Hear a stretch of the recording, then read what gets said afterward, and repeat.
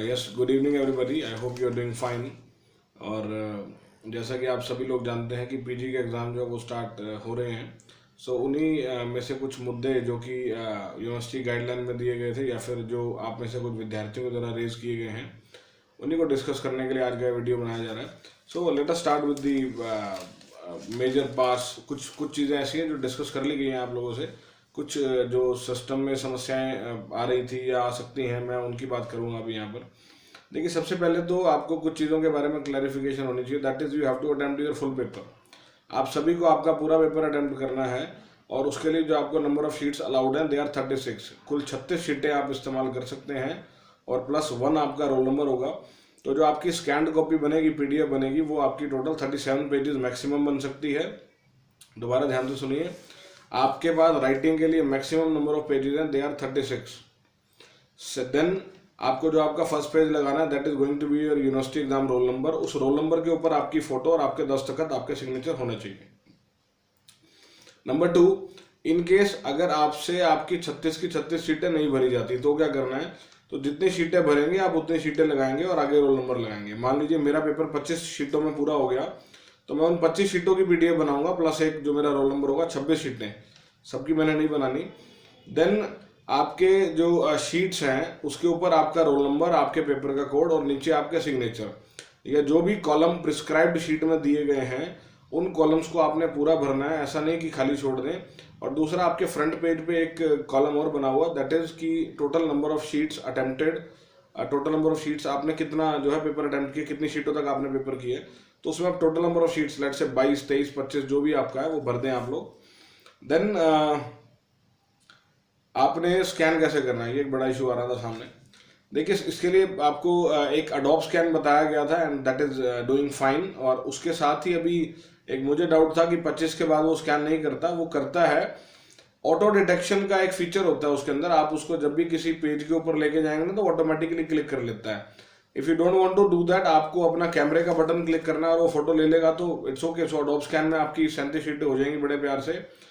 एक बार एडवांस में करके देख लीजिए, कहीं आप पेपर के समय पर फिर समस्या में आ जाएं। तो अडोब स्कैन कर रहा है, दोबारा सुनिए ध्यान से। आप अगर उसमें एक फीचर है ऑटोमेटिक डिटेक्शन का, ऑटोमेटिक डिटेक्ट पे ना जाइए, आप अपने हाथ से मैनुअली प्रेस कीजिए and things are working fine. दूसरा एक चीज़ और ध्यान रखिएगा, जब आप अडोब स्कैन से स्कैन कर रहे हैं, अपना डेटा कनेक्शन बंद रखिए।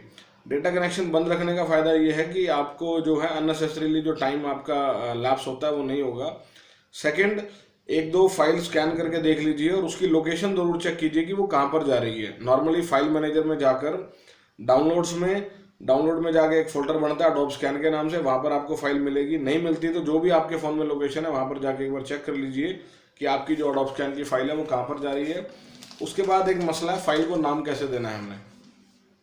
देखिए, फाइल को नाम यूनिवर्सिटी गाइडलाइंस के अकॉर्डिंग तो आपको रोल नंबर देना है, परंतु जो मेरा व्यक्तिगत तजुर्बा है वो ये कहता है कि आपका अगर रोल नंबर से डालते हो तो हर पेपर में वो रोल नंबर सेम होगा, तो आप पेपर A में पेपर B की फाइल लगा देंगे। तो मेरा सुझाव आपसे ये है कि आप उसको, अपनी जो फाइल है उसको आप पेपर के नाम से सेव कीजिए। फॉर एग्जाम्पल, मेरा इंग्लिश का पेपर है, सो इंग्लिश टाइप करूँ, इंग्लिश। हिंदी का है तो हिंदी, साइंस का है तो साइंस। और अगर कॉमर्स के संदर्भ में बात करूँ तो लेट से मेरा पहला पेपर OB का है, तो OB, just OB is perfect, nothing else, nothing you have to write more. दूसरा, एक ना बच्चे कुछ फीचर्स एडिशनल जो आपके डॉट हैं, कोमास हैं, स्पेशल कैरेक्टर्स हैं, वो यूज़ करना है, वो यूज़ नहीं करने हैं आपने। सिंपल आपने अडोब स्कैन से फाइल बनाई, जब वो फाइल बन जाएगी तो उसके ऊपर उसका नाम लिखा आएगा, आप उस नाम में जाके उसको रीनेम कर दें। OB.pdf एक्सटेंशन है, अपने आप उठाएगा वो। तो OB एनवायरमेंट और वट एवर जो भी है, बिना किसी गैप के, बिना किसी स्पेस के, बिना किसी स्पेशल कैरेक्टर के आप उसको लिखिए। उसके बाद एक जो दूसरी हिदायत है वो ये है कि आपको टोटल 4 घंटे का समय मिलेगा। 3 घंटे का समय है आपको पेपर राइटिंग के लिए और 1 घंटे का जो टाइम है आपको पेपर अपलोड करने के लिए मिलेगा। इन केस आप अपलोड नहीं कर पाते तो आपको 1 घंटे का समय आपके कॉलेज में हार्ड कॉपी जमा करवाने के लिए यूटिलाइज करना है। नंबर 2, उन 3 घंटों के लिए आपको गूगल मीट से कहीं भी नहीं हिलना, आपका कैमरा ऑन रहना चाहिए और आपकी प्रेजेंस जो है दैट इज मस्ट। जिन बच्चों को लगता है उनके पास स्मार्टफोन नहीं है, उनके पास कोई भी इस तरह का गैजेट नहीं है, and they may have a problem while attending the Google Meet, they can come to college and give their paper in offline mode. So ये सब बेटा इंस्ट्रक्शन थी, आप लोगों को ध्यान रखनी है। और मेरे हिसाब से ये जो आपकी क्वेरी थी उन सबका सोल्यूशन मैंने कर दिया अपनी बात से। इनकेस फिर भी किसी को कोई डाउट है बेटा, you can ask what ever question you have in your mind. That make sure आपकी जो शीट्स है उन पे जितने भी कॉलम है वो भरे हों, सिग्नेचर जहाँ जहाँ आपकी ज़रूरत है वो भरा हो, आपका पेपर का कोड जहाँ पर चाहिए वो भरा हो। देन आप पेपर अपना टाइमली अपलोड कर दें। और जो रीनेम करने का मैंने बताया आप लोगों को कि रीनेम प्लीज़ ढंग से कीजिए, उस नाम से कीजिए जिस नाम का पेपर है, सो दैट जब आप अटैच करेंगे तो आपको पता होगा आज मुझे एनवायरनमेंट का लगाना है, आज मुझे ओपी का लगाना है, या आज मुझे इंग्लिश या हिंदी का लगाना है।